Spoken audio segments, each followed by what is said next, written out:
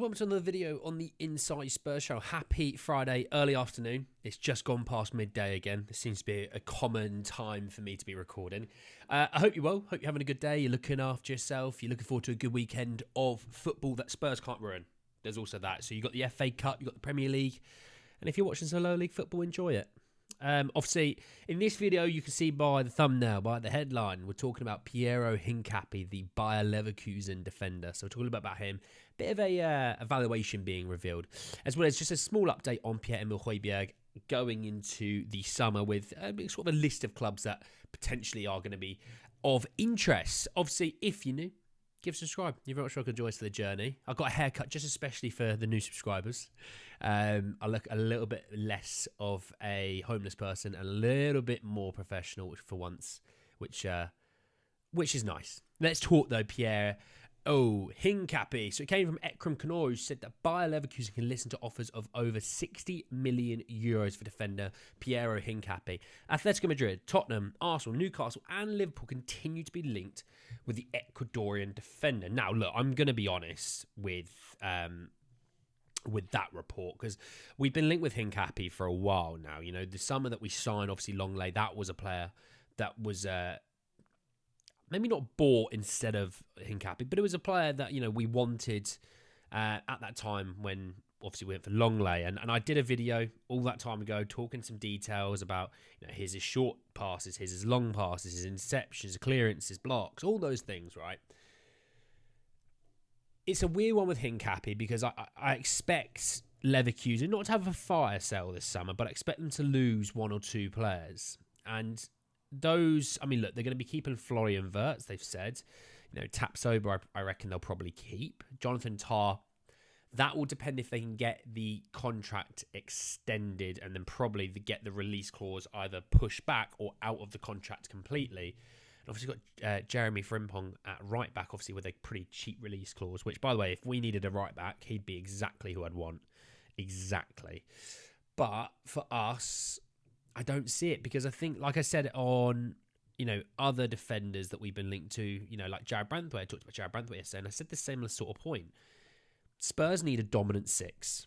Spurs need at least a striker, maybe not a winger, because the talk is supposedly Son is going to be moving to left wing with a striker thing coming in, which I don't hate. I don't. Obviously, Sonny has had a lot of success at left wing, and people sort of say he can't do it in Ange's system. I don't think there's enough body of work to see that he can or can't do it in Ange's system. But regardless, Spurs need a six, and they need at least an attacker. Regardless of if it's wing or if it's striker, they need those two, right? That's fair enough. I don't think I'm saying anything outlandish or crazy. You know, I think I'm saying things that are probably what you're thinking about, probably what most people are thinking about, right? So on this, that's the reason why I don't see Hincapie or a Jared Branthwaite being signed. You know, talking, you know, £50 million for a Hincapie, looking at sort of like 70 million for Jared Branthwaite. It's a lot of money. It is. And I would much rather Spurs go and spend, you know, if they were going to spend 50 million on a player, I'd rather them go get a number six. Spend all of it on a number six. Get that number six who is ready to go, who's ready to dominate a midfield, who gives us a bit of physicality that we severely lack in this team. And that's one thing I would say. I think at times we do lack. We're a little bit finesse. You know, you think of, you know, our front three, not exactly physical, you know, big guys, Maddison, you know, Sarr, Basuma. You start to look at it and you think, well, Destiny Udogie might be our third biggest guy. So it'd be nice to get a number six in there when you look at, you know, Rodri, you look at Rice, Tchouameni's even a bit of a stocky guy, you know.